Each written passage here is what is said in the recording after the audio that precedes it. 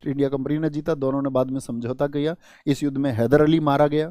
तो इतनी बड़ी शक्ति था हैदर अली, जिसके पास अपने आपका आर्मरी थी, उसको भी इसने हरा दिया। बोलते ना डिंडीगुल में उसने एक आपका आधुनिक शस्त्रागार की स्थापना की थी। ठीक ठीक है, एक मॉडर्न आर्मरी थी उसके पास। तो ये लग गया कि भाई अब जो है ना ईस्ट इंडिया कंपनी जो है ऐसे राजाओं तक को जिनके पास अपनी आर्मरी है उन तक को ये हरा दे रहे हैं। तो हैदर अली तो मारा गया इसी युद्ध में। पोर्टा नोवा का एक वॉर हुआ था, अगर आप हिस्ट्री में पढ़ते हो 1781 में पोर्टा नोवा का वॉर हुआ, उसमें आयरकूट ने किसको हरा दिया था? हैदर अली को। तो ये वो टाइम है जिसमें ब्रिटिश सरकार को ये लगने लगा था कि भाई ये राजा को भी हरा रहे हैं।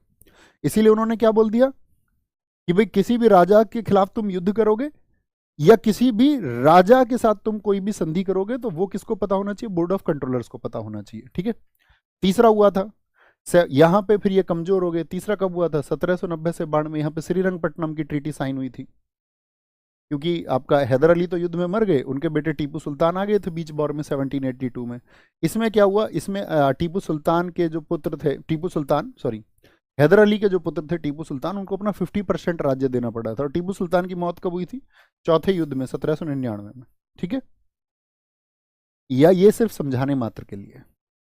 यहां पर मैं क्या बोल रहा हूं कि ये जो भी एरिया आप जीतते जा रहे थे, वो जो भी क्षेत्र होगा उसको क्या बोला जाएगा? ब्रिटिश भारत बोला जाएगा। बात क्लियर है? ब्रिटिश भारत बोला जाएगा।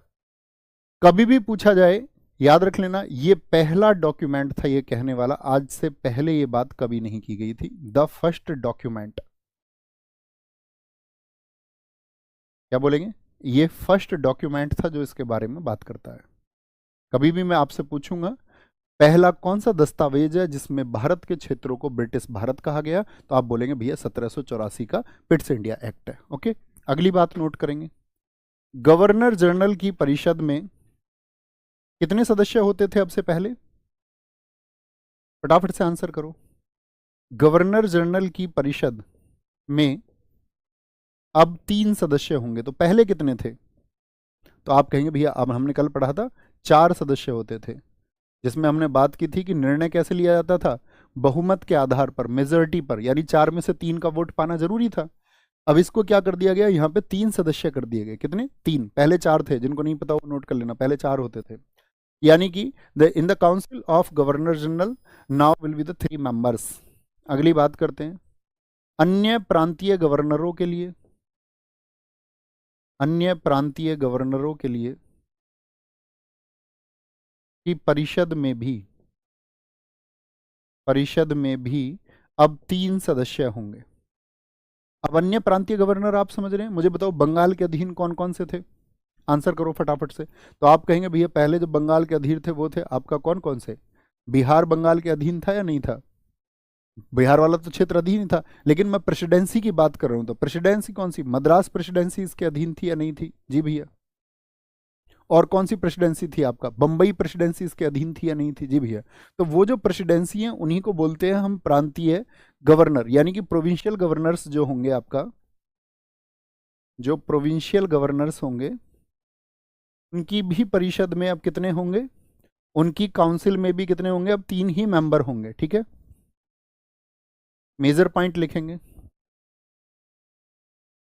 गवर्नर जनरल प्रांतीय सरकारों की विफलता पर, प्रांतीय सरकार कौन सी हुई बताएंगे? जैसे बंबई हो गया, कि विफलता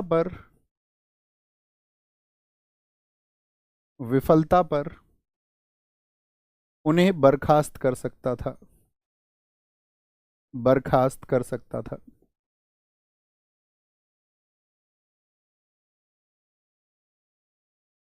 अर्थात क्वेश्चन पूछा जाएगा प्रोविंशियल गवर्नमेंट के फेलियर पर उन्हें सस्पेंड करने का अधिकार गवर्नर जनरल को दिया गया, किसमें? 1784 के एक्ट में। लिखेंगे can suspend the provincial government on the failure. ठीक है, अगला पॉइंट नोट करें। गवर्नर जनरल, देखो यहां पे एक बात समझना पहले, मैंने क्या बोला? Can suspend on the failure of provincial governments, यानी कि प्रांतीय सरकारों की विफलता पर यहां पर गवर्नर जनरल को शक्तियां दी गई। गवर्नर जनरल के साथ में कितने सदस्य हैं? एक बात और समझने की बात में बताएंगे, अभी गवर्नर जनरल के साथ में कितने सदस्य हैं? तो आप बोलेंगे 3 सदस्य हैं उसके साथ में। उसकी काउंसिल में कितने मेंबर है? 3 है। यहाँ पे एक छोटी सी बात और की गई थी, ये लिखना, गवर्नर जनरल और 3 सदस्य। यहाँ पे एक छोटी सी बात और की गई थी, इन 3 सदस्यों में से कोई एक जो होगा, कोई एक, वो कमांडर इन चीफ होगा। क्या होगा? Commander in chief.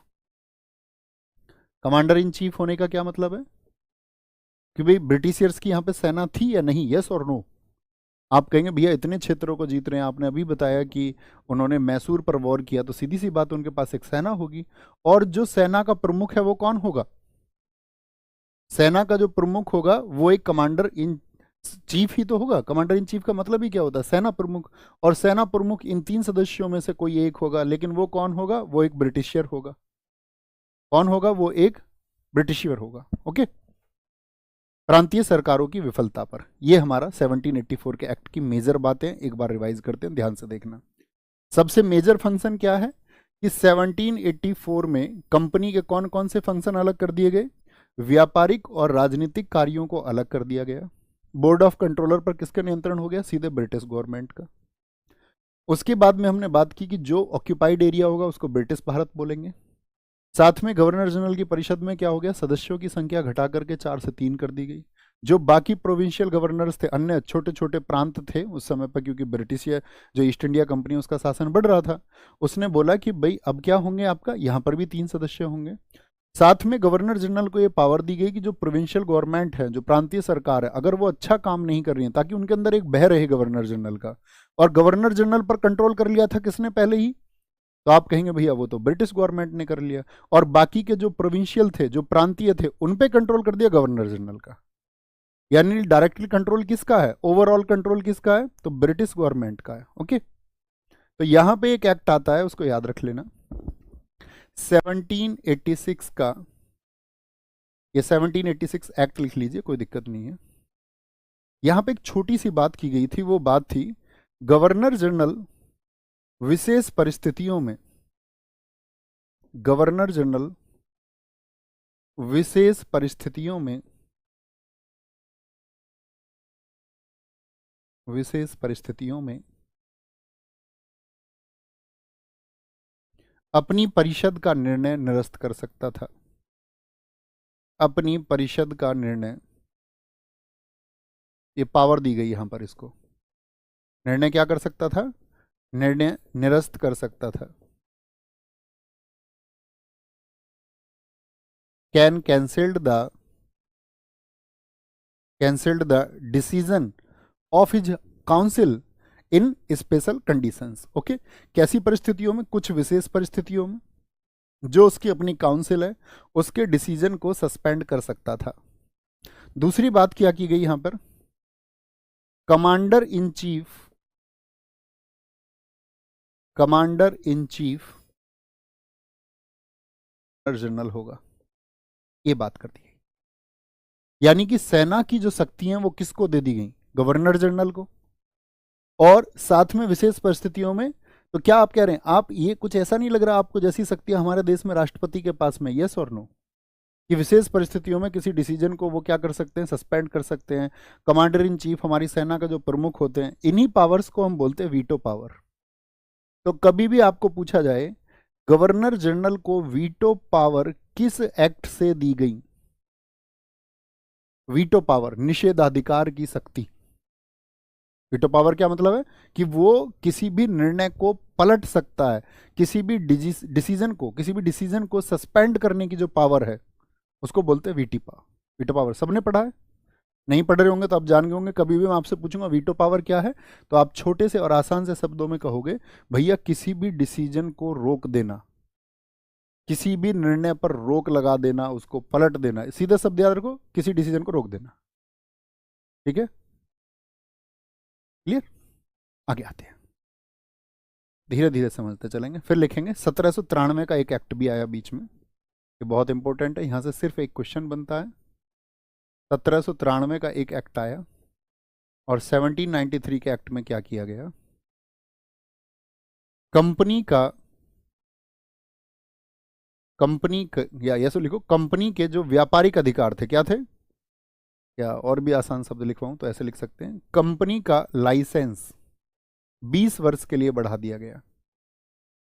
लाइसेंस 20 वर्ष के लिए, मतलब जो व्यापार का लाइसेंस था उनके पास में 20 वर्ष के लिए बढ़ा दिया गया। बढ़ा दिया गया, ठीक है। Licence extended to 20 years.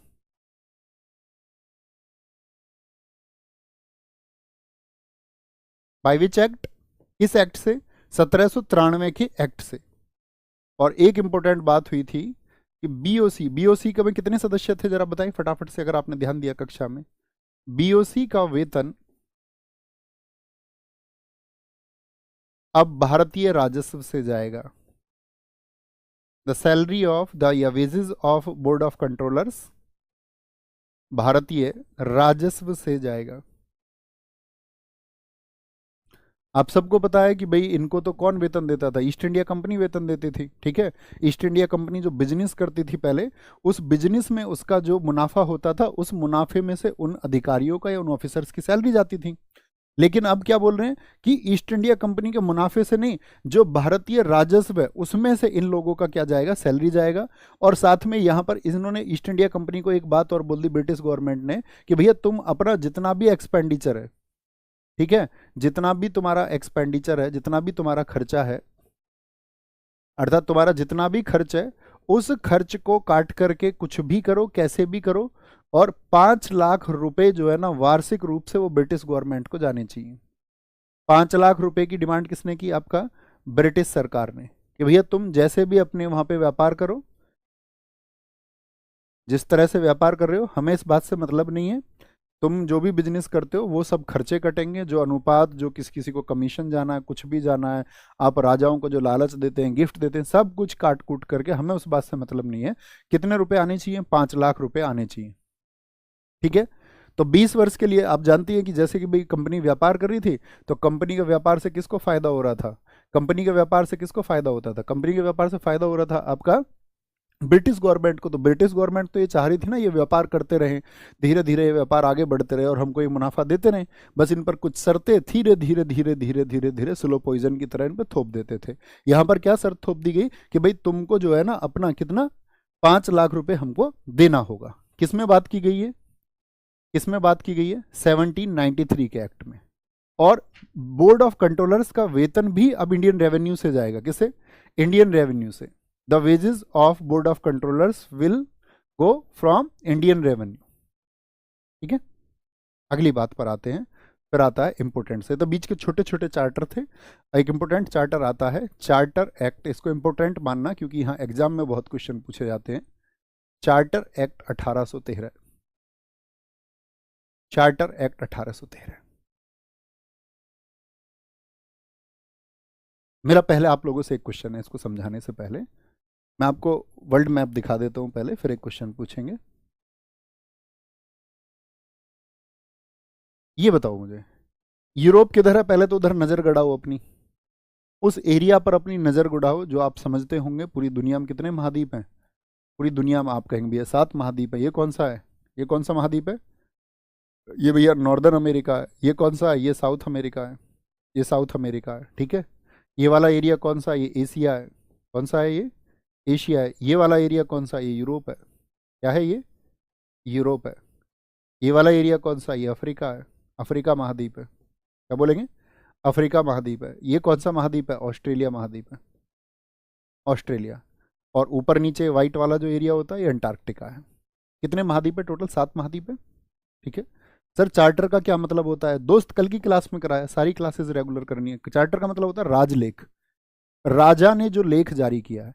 अगर आपको कभी कोई प्रश्न का उत्तर समझ में ना आए तो आपके पास में इंटरनेट इसी बात के लिए है दोस्त कि उस पर रिसर्च आपको करनी है। कमेंट सेक्शन में एकदम शांत बने रहना, अच्छे बच्चे की तरह, ये मेरी आपसे हमेशा प्रार्थना है, ओके। तो आप कहेंगे भैया 7 महाद्वीप है, क्लियर है सातों। अब मुझे एक बात बताओ, यूरोप जो है, यूरोप से ये लोग भारत कैसे जाते थे? यहां से होके जाते थे, यस और नो? जी भैया। लेकिन दरअसल में क्या होता है, अब यूरोप जो है वो मजबूत होता जा रहा है या नहीं? जी भैया, यूरोप बहुत मजबूत होता जा रहा है। तो यूरोप के जो पड़ोसी देश हैं, जो इसके कंपटीटर्स हैं, उनको दिक्कत होती होगी या नहीं होती होगी कंपटीटर्स को? तो आप कहेंगे जी भैया कंप्यूटर्स को बड़ी दिक्कत होती थी कि भाई ब्रिटेन तो धीरे धीरे धीरे धीरे